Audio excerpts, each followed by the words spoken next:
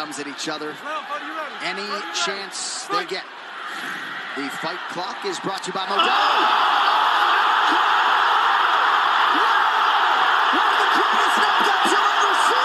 It's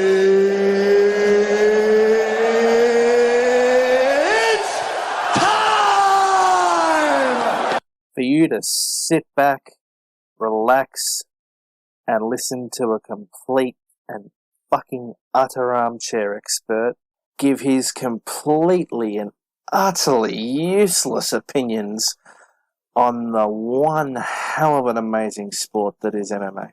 G'day, guys. So, it is indeed the final UFC pay-per-view of the year, and indeed the final UFC pay-per-view in general, because as of next month, it is the Paramount Plus era, and oh boy, do we have a couple of stacked cards coming up for the start of that. But first of all, let's just get into the UFC 322 recap. Starting to forget what bloody event it was.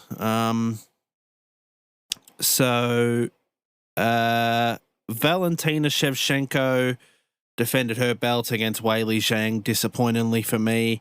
Went to the decision 5 rounds, but more disappointingly, but perhaps not surprisingly, is that Islam Makhachev not just beat, but dominated Jack Della Maddalena for the welterweight division title. Sat him on the ground for basically all of 5 rounds. For the second, from the second round on, it looked like he was fucked, to be completely honest. Jack Della, he did not look like he wanted to be there at all. But that's pretty much it, to be honest with you. That's really all that's worth noting.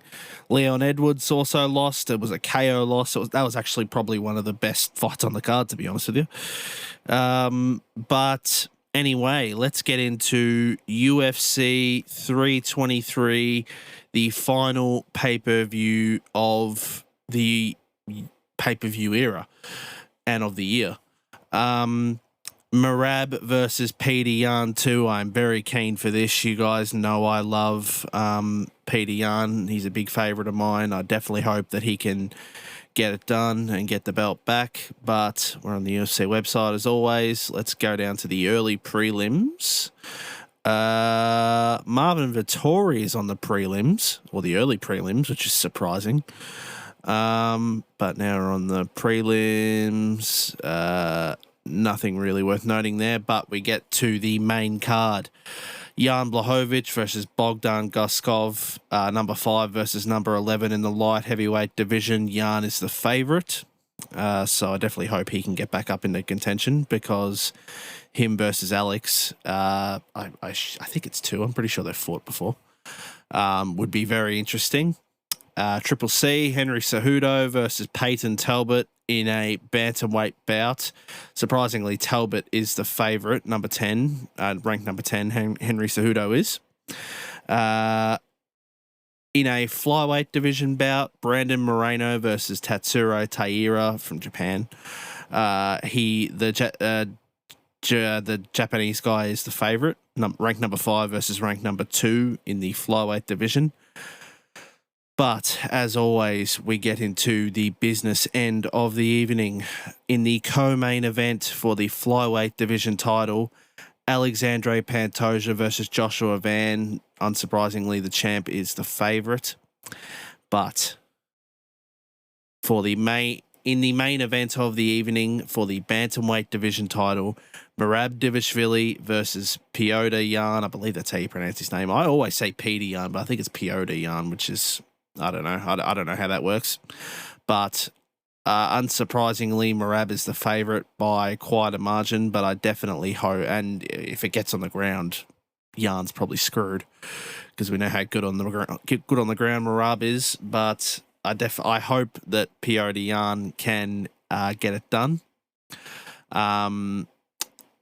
This is the 4th time this year Merab's fighting, which is quite an achievement, I have to say. But Anyway, guys, that is the last pay-per-view ever and of the year. But I do just want to, well, like I said last time, we're getting in the habit of quick podcasts here. It is nearly 1:30 in the morning. I'm going to mix and master this, put it up, get the post up. I've already put the post on our socials, thank God. There was a lot of posts to catch up on. But I've got to mix and master this, put it out. That's going to take a while. So going to try and get through this as quickly as possible. But just to end the podcast off, I want to talk about two things. Number one, Tom Aspinall. He has been copping a lot of hate online for being perceived to have quit in his fight against Ciryl Gane in October for the heavyweight title because he got eye poked and declined to fight. It has since come out. Tom did a video a few days ago for the first time in weeks talking about it, or maybe even over a month. He did a video and he revealed that he has been diagnosed with Brown syndrome, which means that you are struggling to move your eyes and could require surgery. So this could be the end of his career, ladies and gentlemen. That one defense could well be the end of Tom Aspinall, because if he's going to get surgery, is he really going to want to come back and risk getting eye poked again against Ciryl Gane? I don't know. But definitely best wishes and speedy recovery to the heavyweight division champ. But to just finish the podcast off, I want to speak about the next two cards, which are both in January and both within a week of each other. UFC 324, we are getting Justin Gaethje versus Paddy Pimblett in a interim lightweight title fight. So the winner of this will go on to fight Ilia Topuria for the lightweight division title. But in the co-main event, we have got Kayla Harrison versus Amanda Nunes for the women's bantamweight title. Now, I'm going to be honest, I'm not really fond of the idea of Amanda Nunes coming back, just purely because she retired in such a beautiful way. Went out on top, literally holding both belts with her health, with her legacy, etc. Very similar way to Khabib. And if she comes back and loses, does it kind of put a mark against that? But I guess at the same time, maybe she's giving her nod to the next generation. So I don't know. But anyway, the fight's happening regardless. So what does my say matter? But on the card as well, we have Sugar Sean O'Malley versus Song Yadong in a bantamweight bout. Rose Namajunas versus Natalia Silva in a women's flyweight bout. Derek Lewis is on the card in a heavyweight bout. Umar Nurmagomedov versus Figueiredo. This is definitely a stacked card, but hang on, January 25th. Hold on a sec. I need to look up UFC 325. Hold on. Yeah, literally. So both of these cards are within a week of each other. And UFC 325, Volkanovski versus Lopez 2. Of course it's in fucking Sydney, because of course it is. And of course I'm not going to be able to go because they announce it within a month. And I'm not going to be able to save the money required to go up there. But Volkanovski versus Lopez 2. Volk gets the fight in Sydney that he's been wanting for many years. And I really feel like this could be the end. We could witness Volk lay the gloves down in there, because win or loss, I think, because win or loss, Volk's already lost. He's already been KO'd and, whatnot. What better way could he, at his age and with his career, everything he's done, what better way could he get to go out than in his hometown, win or loss? And that dude has got a career in MMA, in media, in whatever, waiting for him the moment he retires. So don't get me wrong, I'll be sad about it, because the amount he and Izzy have done in particular for Australian and New Zealand MMA is something I'll always cherish. I mean, you just got to go back to 2019, when both were sort of on the come up, and, who was there really? There was Whitaker and maybe Bam Bam at the time. really. There might have been a few others but that I'm missing, but now you look at it, you got Dan Hooker, you got Justin Tafa, you got Jimmy Crute, you got Jake Matthews, you got all these guys coming through behind them.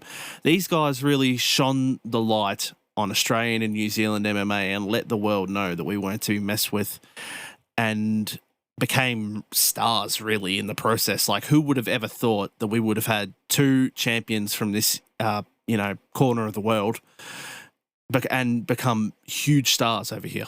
Like, who would have ever thought that? Robert Whittaker never really did it. Bam Bam, to an extent, did it, but not to that extent. He definitely didn't do what they did. So I'm going to be sad if it happens, and I'm going to be even sadder that I couldn't be there. But I also sort of can't blame him if he does. But anyway, UFC 325 from the Kudos Bank Arena in Sydney, Volkanovski versus Lopez 2.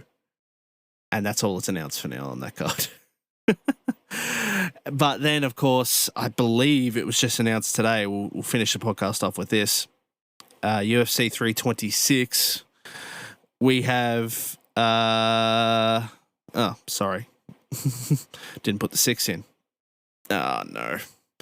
My computer does this thing where it doesn't like to put certain numbers in. Hold on, let me just put it in. So it was announced today, literally at the seasonal press conference, which was a big press conference that they do for all the other upcoming events end of the year, that Max Holloway was going to be fighting Charles Oliveira in their rematch for the BMF title at UFC 326 in March. And again, that's the only fight that's announced for that card thus far. We have got a couple of crazy months of cards coming up, ladies and gentlemen. But anyway, guys, last pay-per-view of the year. Oh, 12 minutes. Wow, we've cracked 12 minutes. That's got to be a new record for this podcast. But anyway, last pay-per-view of the year, last pay-per-view ever, and I hope you guys enjoy it no matter where you watch it from. I could be watching it at a mate's house or at a pub, I don't know, but either way, I'm still going to enjoy it. But yeah, anyway, enjoy that, guys, and till next time, as always, catches.